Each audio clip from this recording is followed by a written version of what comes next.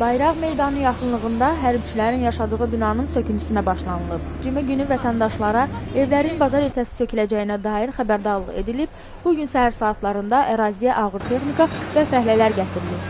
Sakinlərin əlində evlərinin sökülməməsi və tələblərinin təmin edilənədək evlərindən çıxarılmamasına dair məhkəmə qərarı olsa da buna məhəl qoyulmayıb.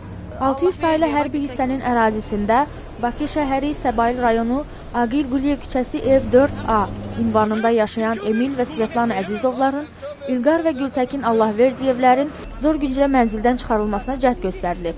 Yəni biz hara gedək biz? Yəni biz istəmirik də bizim haqqımızı versinlər. Haqqımızı tələb edirik. Bizim haqqımızı versinlər.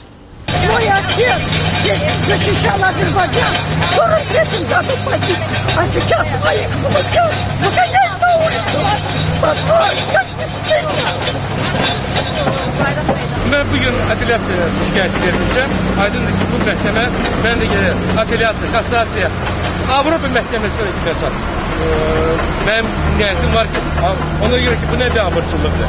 Ben 30 yıl kulluk eden adamı atırlar bu uşaqlarla, az yaşlı uşaqlarla. 18 yaşlı tamamı atırlar şişeye.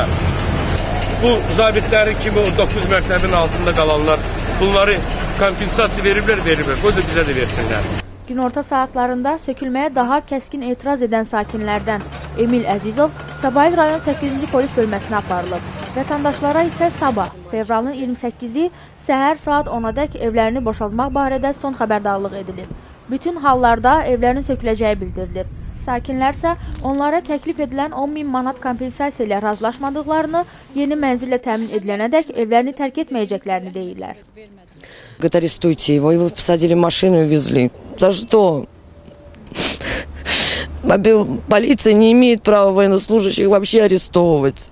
На это есть прокуратура и военная структура. Полиция не имеет права арестовывать военнослужащих.